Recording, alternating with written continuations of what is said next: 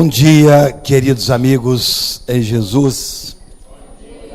Que a paz do Mestre e amigo possa estar conosco por esse tempo em que nós nos desligarmos um pouco do tempo lá de fora para falar das coisas daqui de dentro, que em verdade são as mais importantes. Eu quero saudar os companheiros da Armede, amigo espírita, que nos acompanham todos os domingos nessa casa tão bem organizada, tão bem trabalhada, tão receptiva, que nos acolhe, e bem como saudar também os companheiros da Web Rádio Portal da Luz, de Dourados, do Mato Grosso do Sul, que nos acompanham neste momento, dizer da nossa alegria e satisfação mesmo de estar aqui nesse domingo, depois de um esforço hercúleo que nós fizemos para estar aqui, em razão de eventos realizados ontem na cidade de Guarapari, um seminário de treinamento da população, dos voluntários que visitam o presídio, e depois temos que nos desvencilhar de uma tarefa para estar aqui, porque me é muito importante aproveitar essa oportunidade.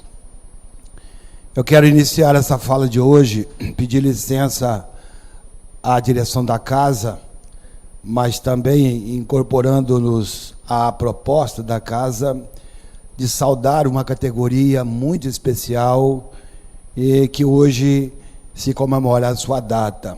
Hoje é o dia do professor.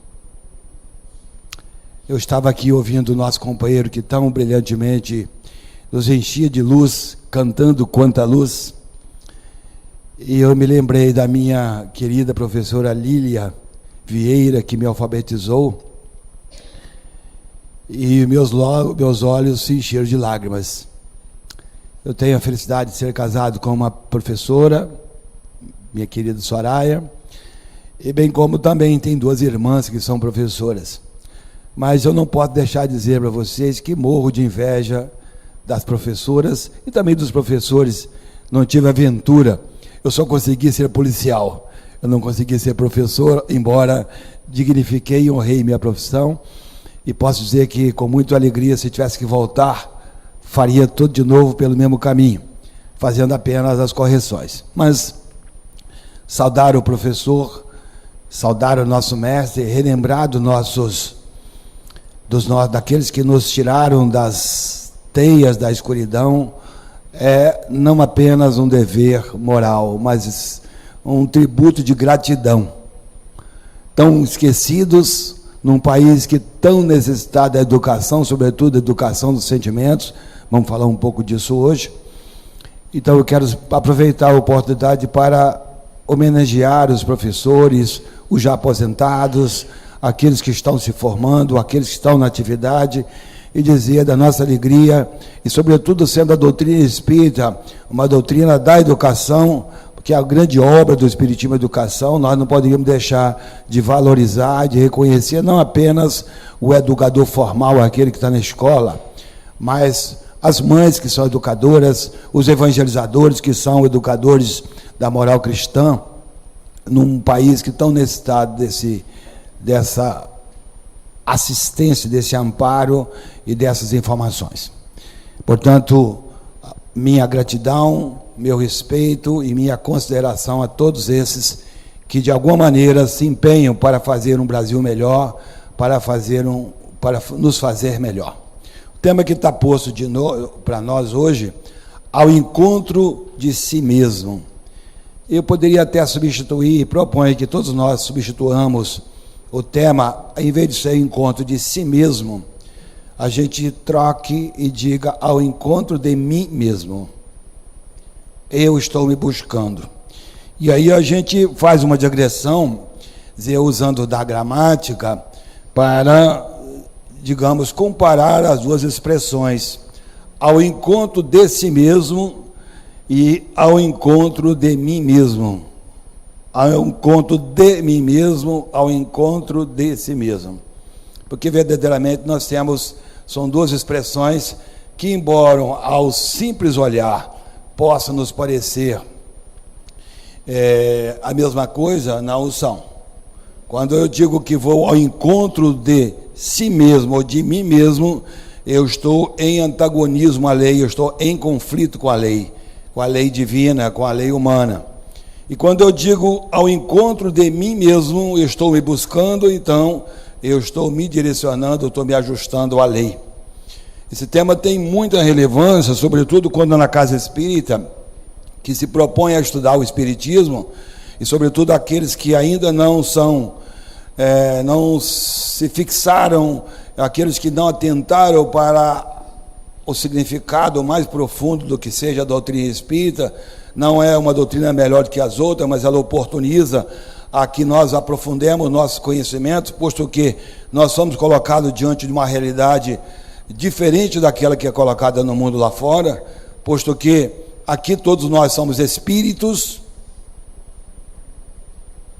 Eu paro para repetir, todos nós somos espíritos, uns na condição de encarnados, porque estamos vestidos de um corpo de carne, outros fora da carne, mas essa realidade é a realidade que é apresentada pela doutrina espírita, que se põe a estudar o espírito, informando para nós que a doutrina espírita vem trabalhar a nossa origem. Já que estamos falando ao encontro de mim mesmo, é preciso que eu conheça a minha origem. É preciso que eu comece a saber se eu nasci no dia, se eu, espírito, nasci no dia que foi concebido, e se minha existência se fixa tão somente no tempo físico de permanência na Terra. Eu preciso também conhecer a minha natureza. Por que estou como estou? Eu não sou, eu estou. Nós estamos num caminho de aperfeiçoamento, e essa é a grande razão pela qual nós aqui estamos. Uma das grandes perguntas que nos cabe fazer, ainda que possam parecer muito singela, é perguntar: o que vim fazer aqui na Terra? Já que também, popularmente, nós dissemos que nós não somos daqui. Estamos de passagem. Embora estejamos de passagem, quero lhes perguntar: quem é que quer passar hoje? Quem quer viajar hoje? Quem quer marcar a passagem hoje? Não é? Não dá ainda, porque nossa compreensão ainda dessa realidade é muito limitada. A realidade do Espírito, ainda que para nós se projeta como uma verdade absoluta para o nosso entendimento, já que nós deixamos o materialismo e agora somos espíritas, portanto, compreendemos, estamos buscando compreender a realidade do Espírito, mas deixar a matéria não é tão fácil quanto falar em deixar da matéria. E o nosso destino, eu posso afirmar aqui 100% de certeza que todos nós queremos ir para o céu. Tem alguém que não queira aqui ir para o céu, mas quer ir hoje? O céu é bom, mas a gente não quer ir, porque a gente está indo de encontro às nossas concepções. A gente quer, mas não quer. A gente quer avançar, mas tem medo. Há muita insegurança. Há ainda em nós muitas incertezas. Nós ainda não consolidamos essa realidade que está posta, e isso é natural no processo evolutivo a que nós estamos enfrentando. Não há que, na verdade, algumas pessoas, tenho conversado com algumas pessoas que não raro se colocam se culpando até por não conseguir avançar mais. Não há razão nenhuma para isso. Nós estamos como estamos. É claro que, e vamos ver isso na nossa conversa daqui para frente, do esforço necessário para a melhoria, mas todos nós precisamos experimentar. Não gosto da expressão sofrer, porque sofrer é escolha. Eu escolho sofrer, mas a experiência é necessária, e às vezes as experiências sugerem para nós situações difíceis. Portanto, é muito oportuno perguntar: que lições eu tiro da experiência que estou passando? Já que eu vou ao encontro de mim mesmo, eu estou me buscando, eu estou trabalhando na direção de me melhorar. E quem adentra a casa espírita, vale aqui perguntar, tem alguém que está vindo pela primeira vez na casa, essas pessoas que chegam na casa espírita, ou quem está nos primeiros dias da casa espírita, precisa entender que a doutrina espírita ela é constituída de princípios e leis, como todas as filosofias o são.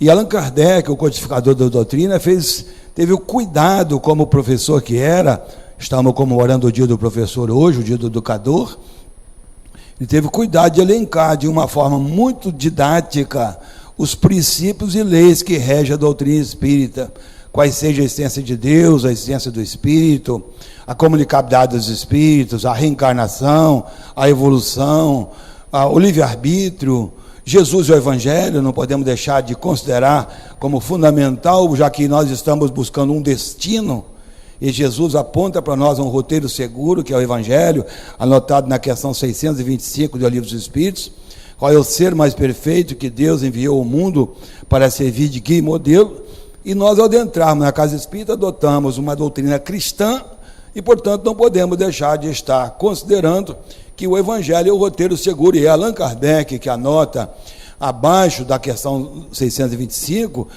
no comentário, o Evangelho é o roteiro seguro para alcançarmos a nossa meta. E é preciso que, então, para que eu vá ao encontro de mim mesmo, eu estabeleço uma meta. A meta sou eu.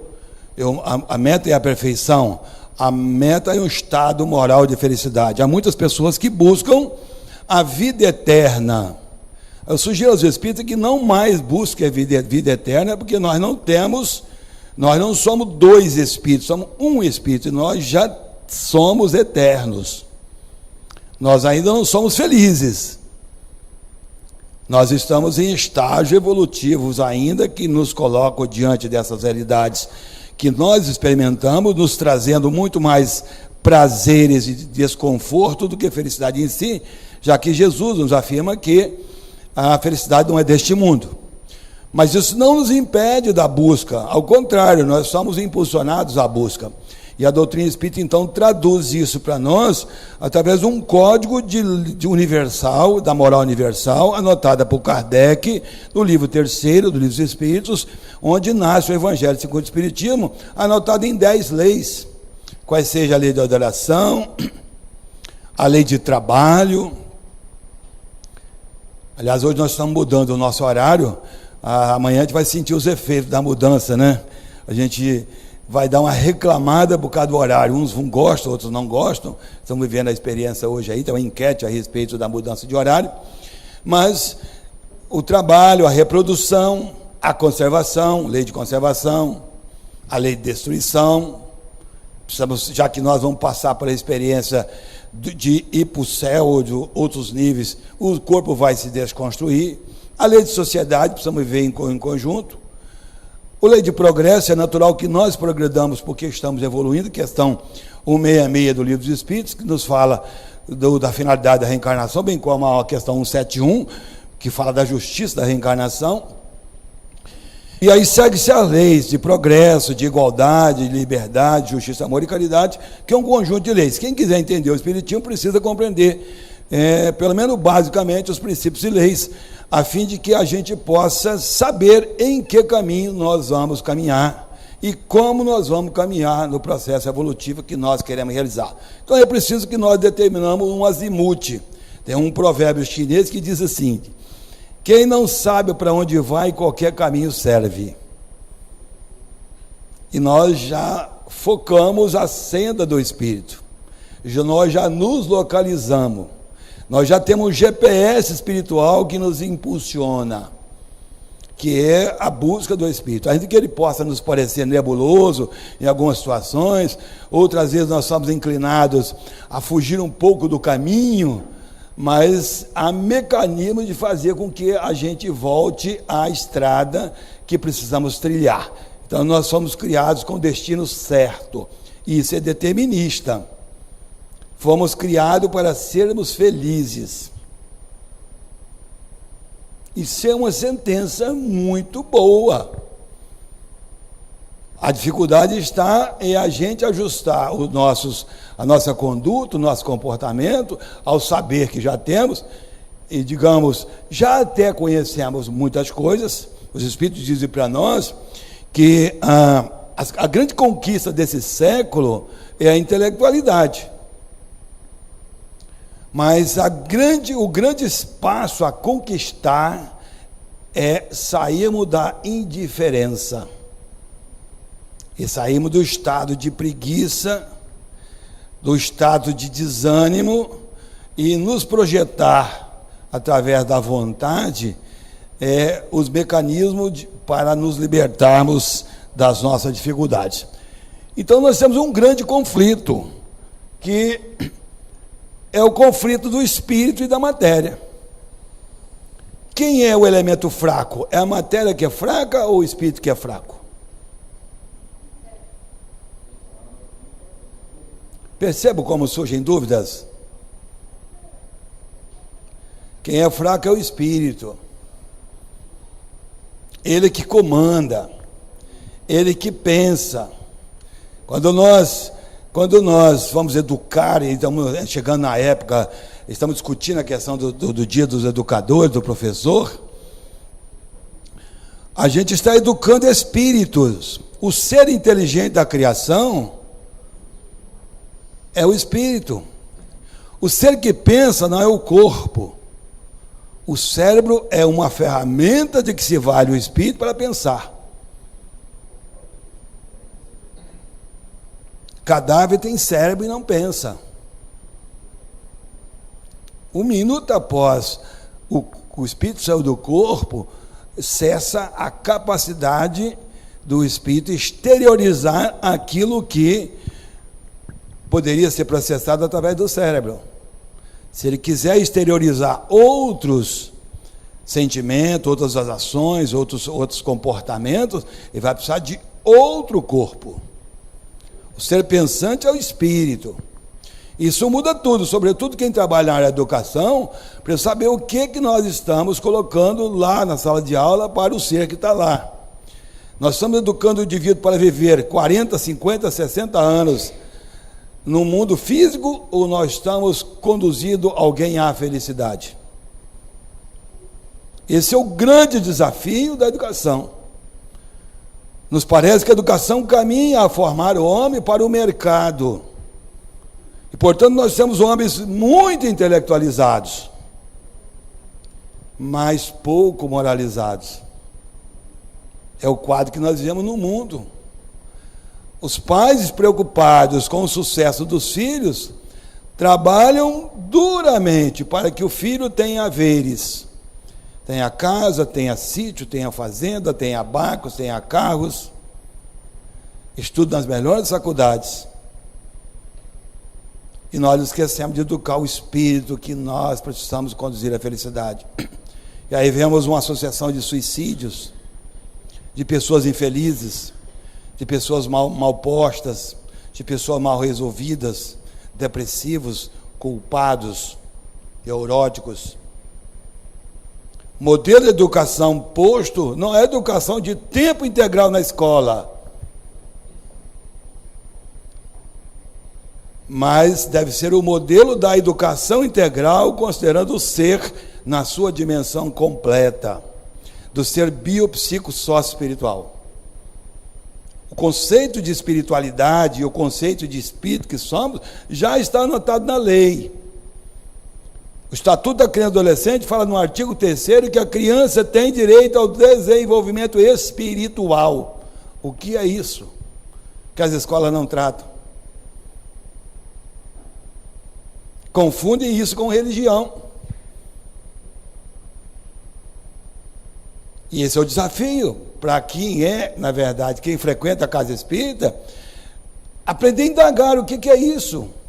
Quem é o ser que está chegando, qual é a natureza, qual é a origem do ser que chegou no meu ambiente, a fim de que a gente possa mostrar um caminho que possa ser libertador, já que o próprio Jesus diz que nós somos deuses, ou vós sois deuses e podeis fazer as coisas que eu faço e outras ainda maiores. E aí nós precisamos descobrir então quais são as potências que nós carregamos. Quais são as forças que nós carregamos? Quais são as fraquezas que nós carregamos?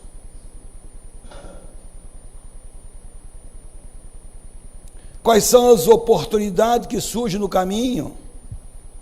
Quais são as ameaças que nós enfrentamos, a fim de que o caminho de encontro de mim mesmo, ele possa suportar as intempéries, quando surgir a tempestade, a música.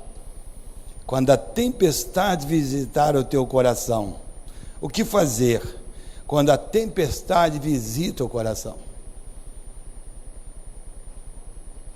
Se nosso processo reencarnatório é um processo destinado a dar certo, porque é construído, ele é planejado com todos os recursos possíveis para que o processo reencarnatório faça com que aquele que o executa cumpra toda a sua meta, não pode haver erro no processo reencarnatório se nós considerarmos que esse erro vem de Deus ou vem daqueles que o planejaram, porque são seres que ganharam já uma sabedoria de tal ordem que nessa questão o Criador os coloca nessa função para cumprir a meta. E então, se há fracasso no nosso processo reencarnatório, na nossa existência, nos nossos desafios, não vamos atribuí-lo ao diabo, como muitos fazem. Como eu faço trabalho em presídio, já há alguns anos, há 13 anos estou fazendo um trabalho em presídios, de evangelização da pessoa humana que se encontra na condição de privação da liberdade. Eu faço sempre essa pergunta desafiadora: por que você caiu aqui? Eu caí na tentação do diabo. Eu falei, então manda prender o diabo.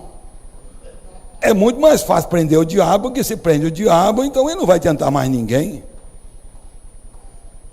Só que, em verdade, o diabo, nesse sentido, é a matéria. A grande luta que nós enfrentamos hoje é a luta do espírito e matéria, que alguns confundem com a luta do bem e do mal. Nós precisamos abandonar de vez, por todas as vezes, a ideia de ter um ser dual do bem e do mal. Isso está lá no zoroastrismo. Na religião persa tinha o Hormuz e o Arimã, que era um deus do bem e o deus do mal. Também vamos encontrar na mitologia egípcia o Horus e o Anubis. Não há, na verdade, dois reinos, há um reino único do bem, o reino de Deus. E nós não podemos cair ou nos manter naquele estado de adormecimento intelectual, entendendo que há, na verdade, dois reinos, um do bem e o outro que nos perturba permanentemente. Porque teríamos que admitir, então, que Deus é um sujeito duvidoso. Porque, ora, ele nos permite o bem, a hora ele nos permite o mal. Ao contrário, o nosso processo é todo focado na inteligência suprema criadora. Portanto, não há que temer qualquer dúvida, não há que temer qualquer questionamento, apenas saber que temos os talentos, os recursos, as oportunidades, mas também temos fraquezas e temos ameaças a ser vencidas, nessa trajetória que nos leva à nossa angelitude. Eu costumo dizer que na casa espírita todos nós queremos ser anjos. Parece que soa até mal essa história. Por exemplo, o nosso amigo ali, sisudo, fechado, falou ser anjo. Se bem que para a esposa dele deve ser um anjo, não é? Pois é, você quer ser anjo?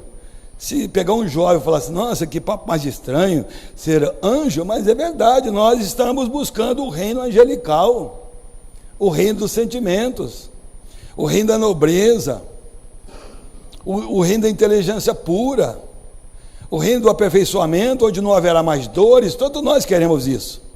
Só que a gente coloca isso de forma subreptícia. A gente quer paz, mas não faz a paz. A gente fala de perdão, ora o Pai Nosso, mas não perdoa. Então, quando nós falamos desse encontro, é preciso haver uma coerência entre aquilo que nós abraçamos e o nosso comportamento. Portanto, nós estamos numa rota de aproximação com Deus. O exercício da oração não traz Deus perto de nós, como muitas pessoas pensam. Porque Deus já está. O exercício da oração abre-nos o entendimento de Deus. Questão 10 e 11 do Livro dos Espíritos. O homem pode compreender a natureza íntima de Deus? Os Espíritos respondem, não, é o sentido que falta. Na questão 11, um dia o homem terá isso? Jesus responde, lá no Sermão do Monte, os puros de coração verão a Deus.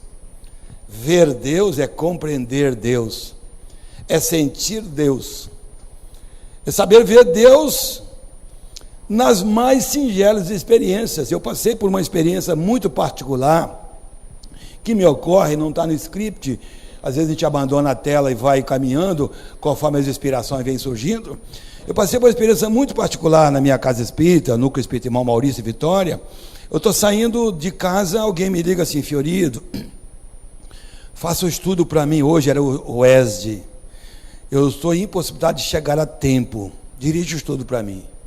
Eu estava no volante do carro, não se deve falar no telefone, é o volante, mas atendi naquela situação. Eu falei, qual é o tema? Deus. Eu falei, amigo, a essa hora, 20 minutos do estudo, você me dá uma tarefa dessa ordem? Ele falou, não tive jeito, me desculpa. Então foi eu para o Centro Espírita com a ideia de falar sobre Deus e orientar um estudo sobre Deus. E o que eu ia dizer sobre Deus, a não ser aquilo que a gente conhece do trivial? Eu preciso me preparar. É bom que o instrutor se prepare. Não tendo tempo, fui atrás do centro, me encaminhei atrás do centro, a lua estava clara e não tinha lâmpadas acesas, então eu caminhei à luz da lua, de repente chutei um pedroço, uma pedrinha, uma brita, para ficar mais claro. Eu senti que ela bateu no cimento, eu baixei, peguei a pedra, fiquei com a pedra na mão.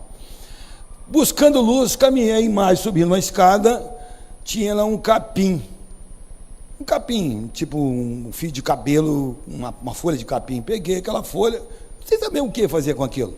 Fiquei com a folha de capim e a pedra na mão. Em seguida, foi dando a minha hora, eu desci, fui à geladeira para beber água. Aquele dia a geladeira do centro estava cheia, com uma maçã, só tinha uma maçã, nem água tinha. Tinha deixado uma única maçã, parece que alguém indicou. Eu peguei, então, eu tinha na mão a pedra, a folha de capim, a maçã, e peguei aqueles 3 elementos e fui para o salão. E quando eu começo a falar para os alunos, pedindo desculpa que o instrutor não viria, eu vejo que na mesa tinha água. Então eu fiquei com 4 elementos na mão: a pedra, a folha de capim, a maçã e a água. Dividi a turma em 4, assim, instintivamente. Impulsivamente, até porque eu não tinha me preparado. É uma estratégia que a gente usa, a gente transfere para o aluno a obrigatoriedade de estudar. Era preciso movimentar, facilitar o estudo, pois foi as mais belas lições que eu ouvi, alguém tirando Deus da pedra. Então você colocar uma pedra diante de si e saber descobrir, pela agregação da matéria, pela utilidade, pela dureza, pelas interações que reagiu na natureza, para chegar naquele estágio. A folha de capim, alguém foi capaz, por exemplo, de perceber que aquela folha de capim tinha canalículos que levavam a seiva da terra até a planta, que mantinha a cor verde, nos canais finíssimos por onde transitava a vida naquele ser vivo vegetal. Na maçã, alguém relatou que, mesmo lugar que está plantada a maçã, pode estar o capim, um vira vermelhinho e o outro fica verde, e que tem uma consistência diferente, que tem formato diferente, e que tem utilidade diferente, e tem fim diferente. Quando eu bebo a água, alguém já percebeu que a água não tem cheiro? A gente fala isso nos livros, mas ninguém bebe a água, chega aqui, bota a água, fala, a água está com cheiro, não está com cheiro, a não ser que seja muito diferente, mas ele é inodoro, ele dessedenta, ela interage com o corpo, que tem 70% a 85% da água. E quem é que fez? Quem pensou? Por que ela não tem cheiro de enxofre, por exemplo? Por que ela não tem gosto de jiló, embora que eu goste de jiló? Por que ela é insípida? Porque ela tem o estado de transparência e de limpeza. Então, fomos observando essas coisas que a turma conseguiu tirar ali lições primorosas que me deixaram emocionado, porque essas informações, elas estão íncitas na alma do ser que busca. Se nós somos deuses, basta descobrir o Deus que está dentro de nós. Se nós ganhamos a luz, é preciso que tiremos a luz debaixo do alqueire e coloquemos a luz no candeeiro para que ela brilhe, não somente para iluminar os nossos passos, mas para avançar na senda do progresso, porque isso é inexorável. Então, se alguém lhes perguntar o que você veio fazer aqui na terra, pode afirmar categoricamente: eu vim me melhorar, eu vim me aperfeiçoar, eu estou aqui de passagem, e quando chegar a minha hora, eu vou carregar comigo a certeza de que fiz o melhor que pude, e se ainda não fiz, eu posso começar a fazer agora,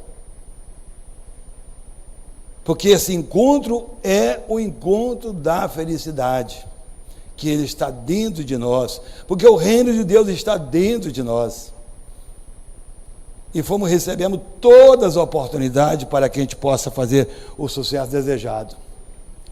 Então, como nós entramos na casa espírita, e nós adotamos o livro dos Espíritos como sendo o arcabouço, a coluna monolítica que define a doutrina a qual abraçamos, tem uma clássica pergunta, a 918, que antecede a 919, hoje não vou trabalhar muito a questão 919 de forma direta, mas vou trabalhar a questão da 918. Quais são os sinais que indicam que nós estamos crescendo na hierarquia espiritual?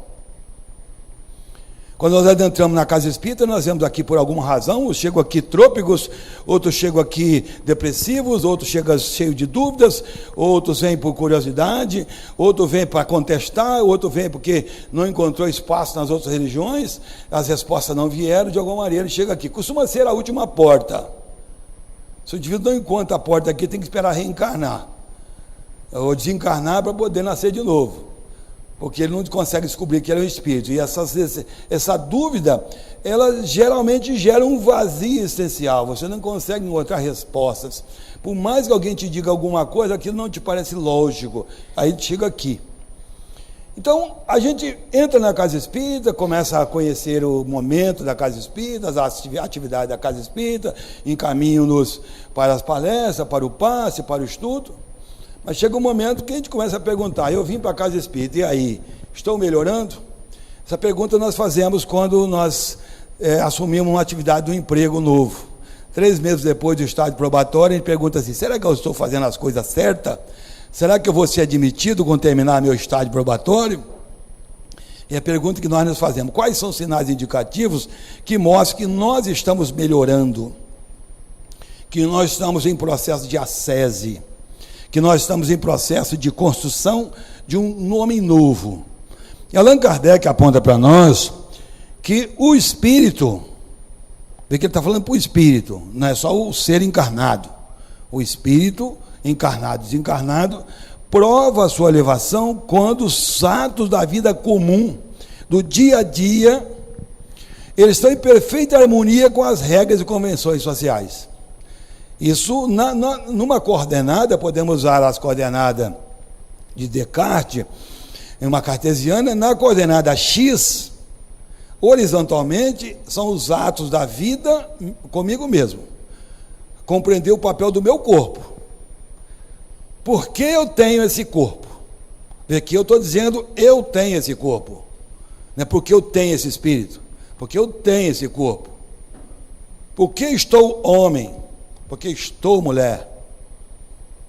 Como eu cuido desse vaso que habita o espírito que sou? Como está a minha relação com o meu próximo, que é o outro? Quem é o Cristo? Quando nós analisamos o Evangelho de Mateus, é muito curioso, eu disse ontem lá em Guarapari, a gente fica procurando o Cristo crucificado. O Cristo entrou agora há pouco aqui dentro, estava todo sujo. Alguém deu o lanche e ele foi embora. Mas o Cristo é o companheiro do lado. O Cristo é o companheiro que dorme junto. E quando nós expandimos o nosso corpo espiritual de tal ordem que nós nos fundimos ao ponto de perceber e compreender o outro, sentir o outro, sem assemelhar as dores naturalmente, porque as dores deles são deles, não tem a sua. Mas quando nós compreendemos, nós entendemos o papel do Cristo. Porque todas as vezes que fizer disso a um desses pequeninos, é a mim que o fareis. O Cristo está do lado.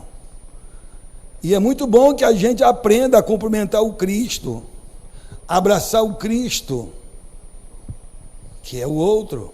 Não fazer do outro o Cristo, porque aí a gente quer escovar o outro, né?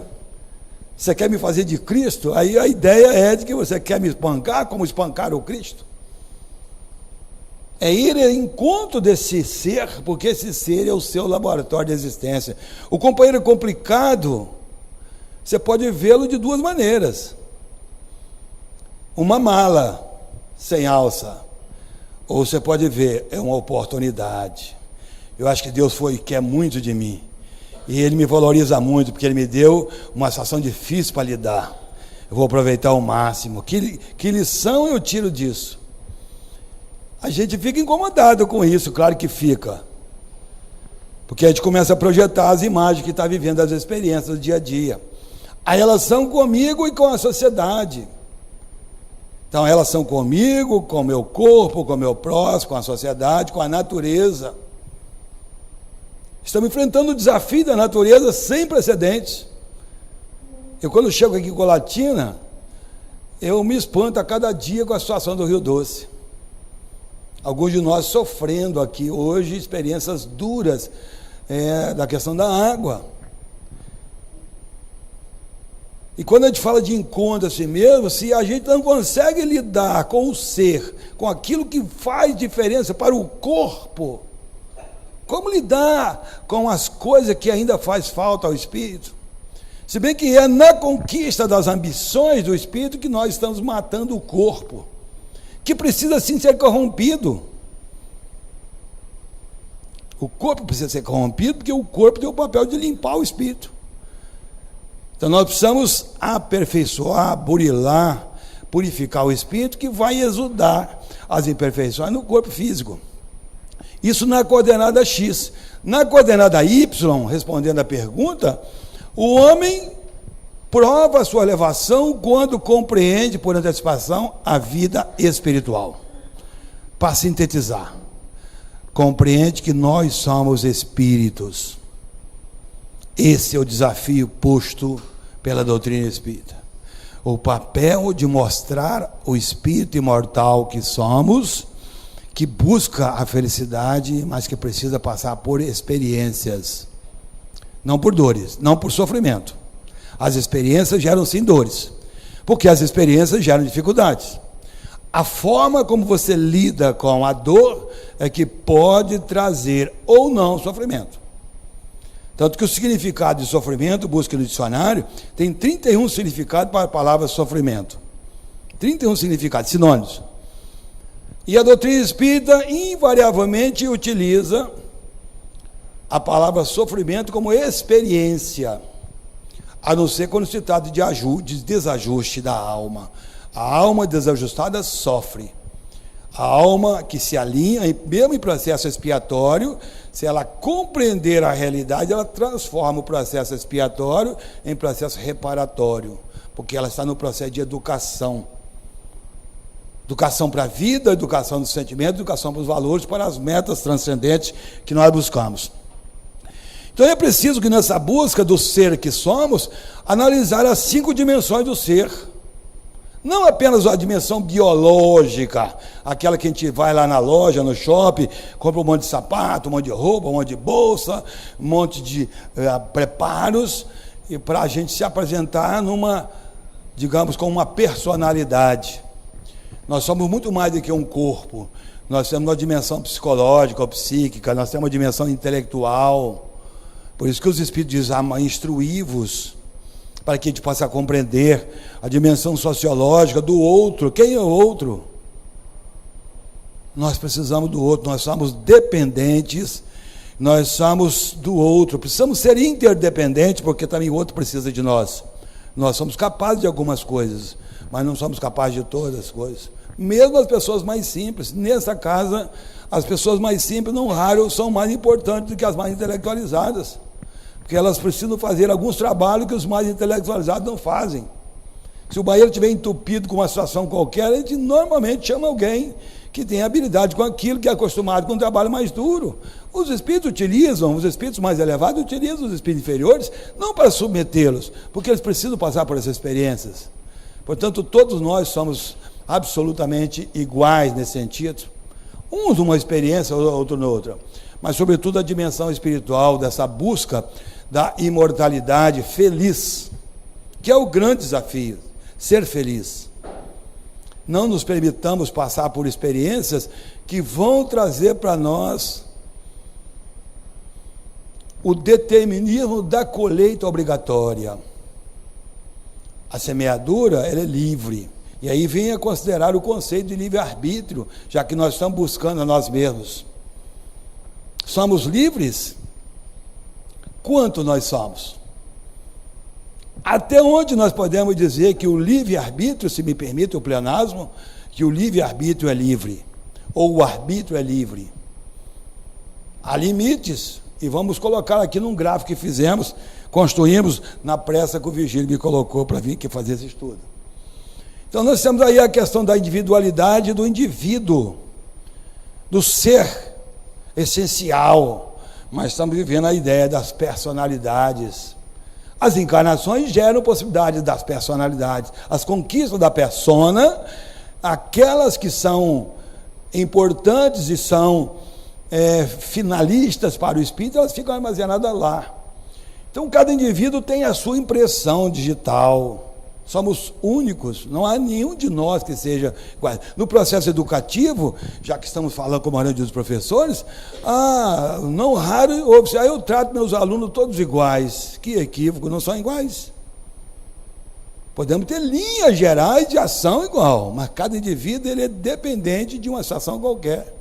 O próprio processo avaliativo, se quisermos analisar o processo de avaliação da performance do aluno, os seres são diferentes. Em linhas gerais dá para ser, mas nós sabemos que as pessoas têm inteligências diversas. Uns têm mais habilidade numa área, têm mais habilidade na outra, têm mais faculdade, outros têm menos faculdade para entender.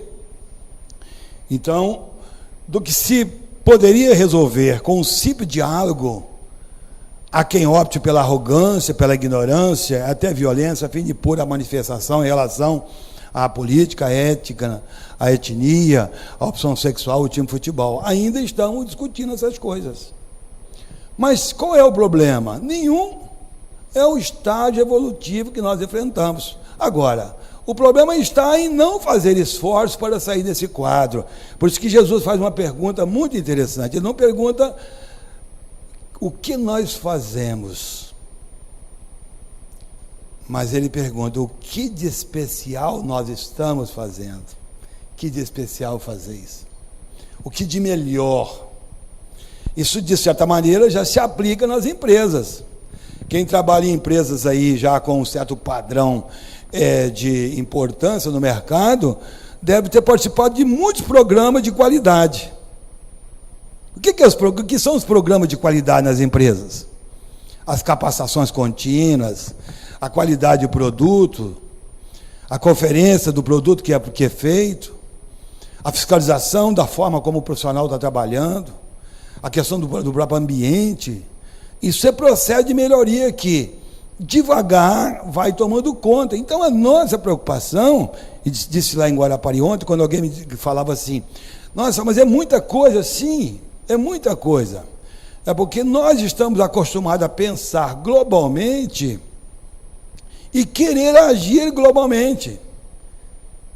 Quem age globalmente é o governante, é a ONU, é a Unesco, é um país gigante.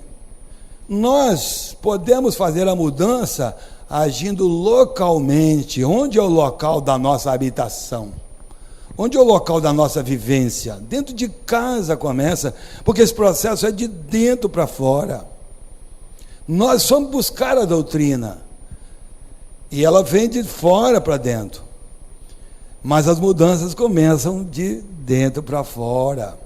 Começando a assimilar aqueles conceitos, começando a aumentar o tamanho do facho da minha luz, colocando a minha luz no local que seja visível.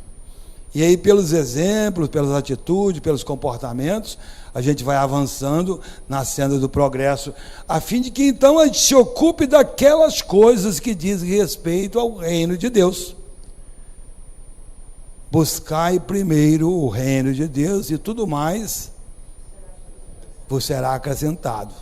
Nós cremos nisso? Quanto? Quanto nós cremos? Quanto nós nos importamos com isso?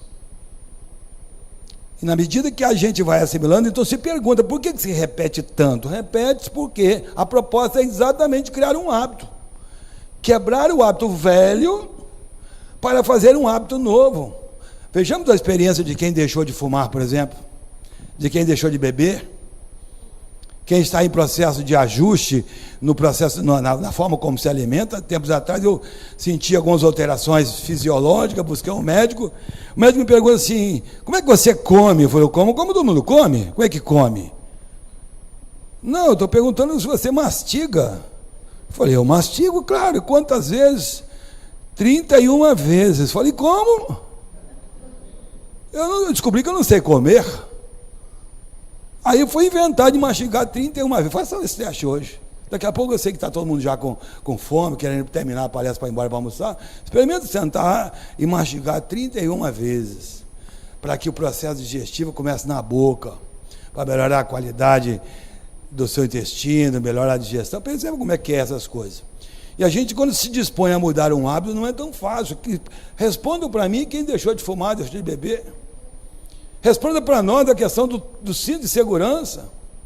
Responda para nós quem está com as carteiras penduradas, igual eu estou com carteira pendurada, por causa do trânsito. E metade da população brasileira está com a pendurada nas carteiras por aí. Porque nós precisamos implantar um modelo novo. E não está mudando. Vimos ontem. A quantidade de acidentes graves em São Paulo aumentou 21%. Mesmo com o peso das multas. Mesmo com os processos que estão aí. O que está faltando? É a educação interior, é transformar o conhecimento em sabedoria. Conhecimento não implica necessariamente em sabedoria. Vamos seguir um pouquinho mais. Então nós temos aí o conhecimento. João 8,32, conhece a verdade vos libertará. De quê? De que a verdade nos liberta? Da ignorância. Ignorância aqui não é aquele sentido, digamos, psicológico, da rudeza da pessoa. Ignorância aqui é de não conhecer. Ignorar significa não conhecer.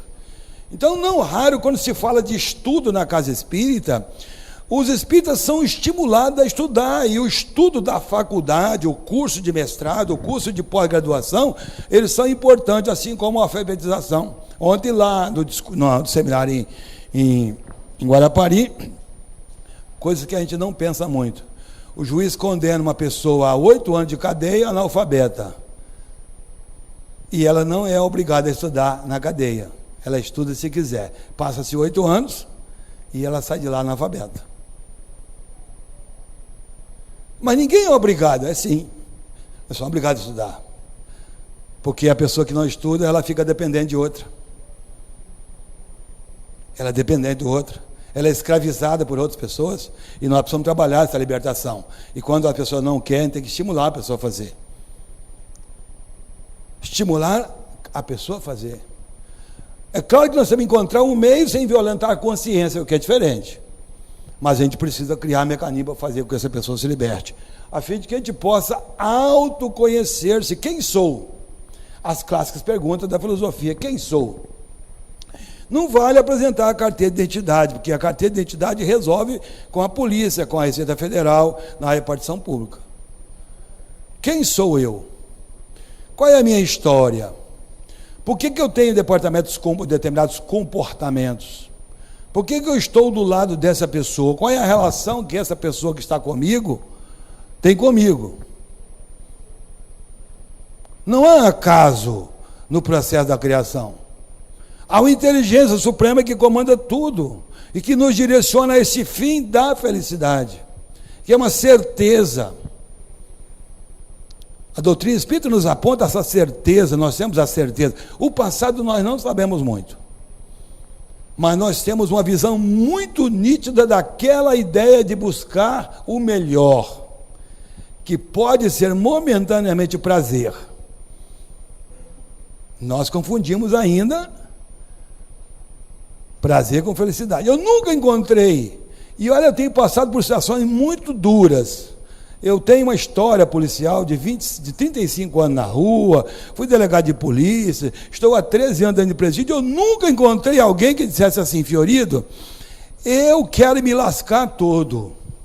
Diga para sua mulher de manhã cedo assim: meu bem, prepare-se que hoje você vai ter um dia de infelicidade, que eu quero me dar uma trombada logo, amassar o carro, a polícia me bater, eu quero perder os documentos, quero perder o dinheiro, quero receber o meu pagamento, quero que o ladrão me rouba. Já encontraram alguém assim? Mas eu já vi muita gente dizer assim: eu quero me dar bem. Esse se dar bem é a noção que nós temos da felicidade, mas estamos distantes.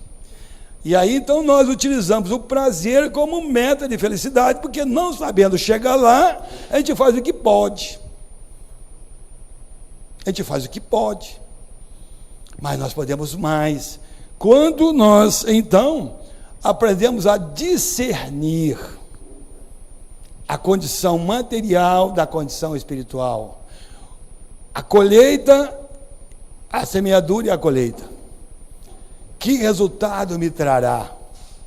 Eu posso ter uma tarde de satisfação e posso ter anos depois de sofrimento.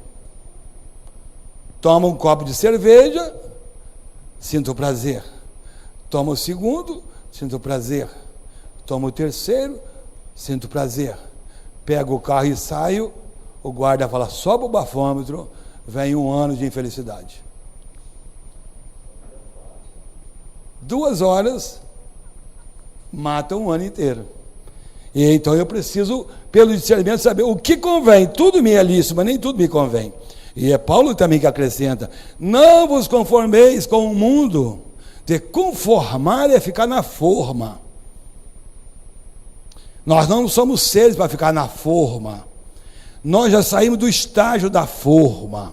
O estágio da forma era o reino mineral, que a nossa condição é de pura interação, quase que inativa, era uma forma.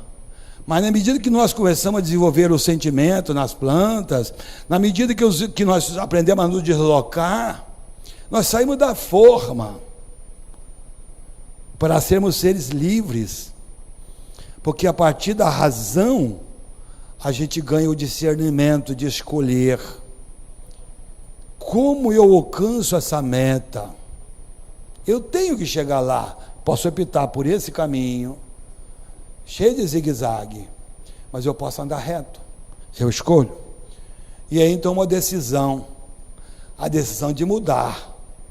Preciso me fixar numa crença, preciso me fidelizar num compromisso, preciso estabelecer uma meta, como alguém que quer fazer vestibular. Estamos chegando na turma do Enem aí, cadê os jovens? O jovem que quiser passar no vestibular tem que estar focado. Quem quiser chegar presidente da empresa, é preciso estar focado. Eu digo sempre que gostaria de contratar um jovem que chegasse, eu não sou empresário, ainda preciso ser empresário primeiro, mas se ele chegasse na minha empresa, eu pergunto: o que você veio fazer aqui, menino? Eu quero ser presidente dessa empresa aqui. Eu contrataria na hora. Agora, se ele chegar dizendo que quer servir cafezinho, eu ia olhar de lado, porque essa ambição é necessária do próprio ser que busca, e é a inquietude da busca que nos impulsiona. E não raro nós somos convidados a avançar nesse processo, e a fim de que a gente se liberte, a fim de que a gente conquiste novos espaços, que a gente saia da posição de conforto, da rede, do conformismo, dar o primeiro passo. É difícil, sim, graças a Deus que é, porque se fosse fácil, você já tinha conseguido. Mas é a questão difícil que soluciona, que gera oportunidades mais amplas para nós. E então nós temos a nossa capacidade de pensar, porque Deus dotou, a partir do momento que que entramos no reino da humanidade. Kardec anota isso na questão, na Gênesis, salvo engano, no capítulo 7º, o item 19, uranografia geral, A partir do momento que nós tivermos esculpido na fronte o tipo Augusto, que nos dá pela série divinamente fatal das reencarnações, nós vamos acumulando experiências para a meta. Qual é a meta? Ser feliz. E temos a vontade, que pode ser uma vontade Shenerai, que pode ser movida a pedal. Mas ela, quem é que gosta de carro 1.0 aqui? E 2.0, quem gosta? Todo mundo gosta. Agora com os problemas de radar é complicado ter um carro 2.0, não é isso? Mas quem é que gosta? Então a sua vontade é 1.0 ou 2.0? Qual é a força da tua vontade? Qual é a força do teu querer? Qual é a força que te impulsiona? Como você se motiva? O quanto você quer realmente aquilo que você quer? É você que coloca. E aí então temos a ideia da consciência de nós mesmos, que nós somos dotados de talentos, de recursos, de valores, que são conquistas, não veio pela graça. A graça é a reencarnação dos recursos que estão colocados perto, mas é preciso que nós os transformemos e os modifiquemos. E aí vem a questão da fé. Se tiver de fé do tamanho do grão de mostarda, é possível modificar, é possível vencer, é possível superar. Quanto tempo eu tenho ainda? Então é possível vencer. Por ele eu vou até às 4 da tarde, tá? Você pode mandar trazer o lanche, entendeu? É preciso então descobrir esse potencial que nós temos, essa força viva que nos impulsiona. Então tem um medo, que é instintivo. O medo ainda está lá, é atavismo das reencarnações passadas, que precisamos superar, que precisamos vencer. Eu vou soltar aqui uma lama, eu quero, na verdade, montar um gráfico aqui. Nessa ideia, então, de buscar a descoberta de si mesmo, eu construí uma equação matemática, que aí os matemáticos podem me ajudar. Eu não sei se já apresentei essa equação aqui, mas ela está melhorada em relação à última vez que apresentei. Então, todos nós queremos a felicidade, certo? Todos nós queremos fazer a descoberta do melhor que nós somos. Todos nós queremos nos burilar ao ponto de ser uma estrela que brilha. Seremos um diamante que brilha no melhor lugar da estante da joalharia de Deus. Então nós temos uma equação com base no Evangelho, com base na doutrina espírita, que traz para nós algumas curiosidades aí. Eu tenho FT, é a felicidade que tenho. Eu tenho a FP, que é a felicidade que proporciono ou provoco. Eu tenho a constante 100, falo dela daqui a pouco. Eu tenho que reparar os erros, reparações feitas, e eu tenho que abater do mal feito. Porque tudo está é uma contabilidade, certo? Ou não é? É uma contabilidade. Então, felicidade que tenho, que é a descoberta de mim mesmo, o meu estágio evolutivo é resultado do bem que proporciono multiplicado por 100. E por que 100? É Jesus quem diz: receberão pelo cêntuplo daquilo que houver doado. Disso eu tenho que somar as reparações feitas. Porque eu estou aqui no processo evolutivo, eu preciso limpar os erros, mas ainda cometo males. Escorrego, esse vai para a contabilidade da consciência. Mas nós temos que fazer com que, então, essa felicidade que tenho seja maior que zero ou menor que zero? Ela tem que ser maior que zero. Porque se essa felicidade se mantiver menor que zero, e ela começar a repetir, com muitas dores, com muitas incidências, nós seremos convidados a reencarnações compulsórias.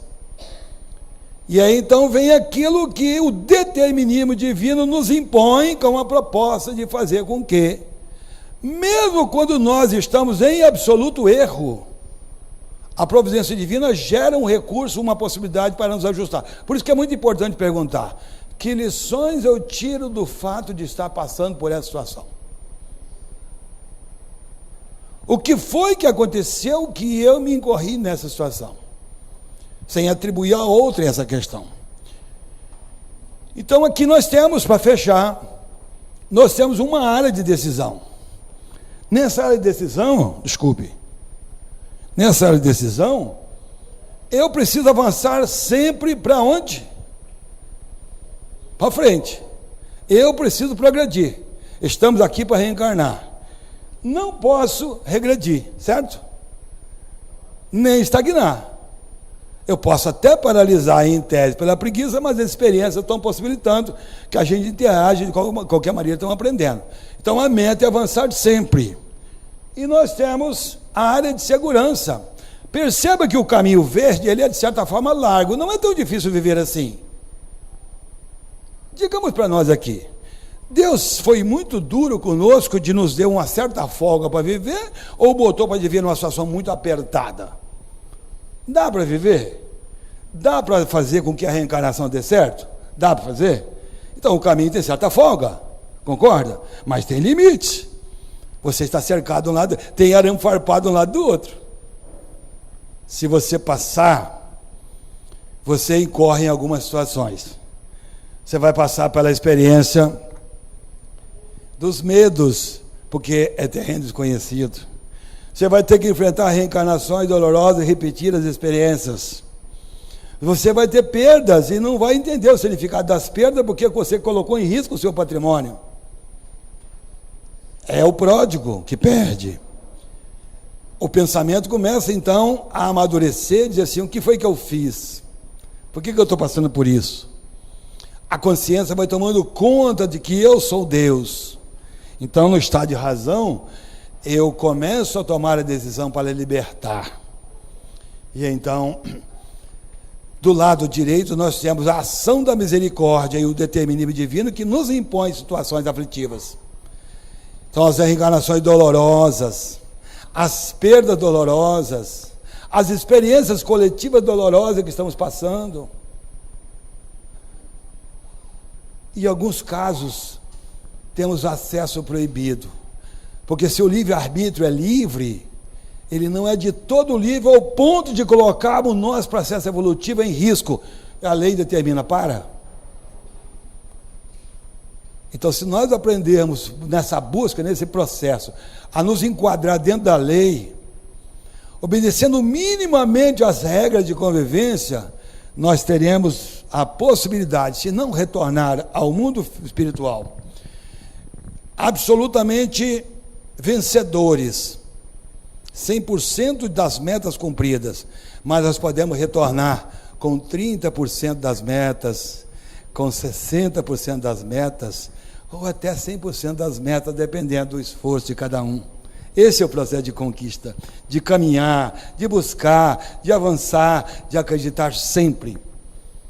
Porque quando tudo parecer impossível, quando tudo parecer extremamente difícil, quando se tornar de tal maneira incompreensível a caminhada, basta que levemos os olhos aos céus, suplicando, Senhor, tenha piedade de mim, Senhor, tenha misericórdia de mim, e tudo mais se fará, porque pedindo, receberemos, batemos, a porta se abre, e buscando, a gente acha. Que Jesus nos abençoe.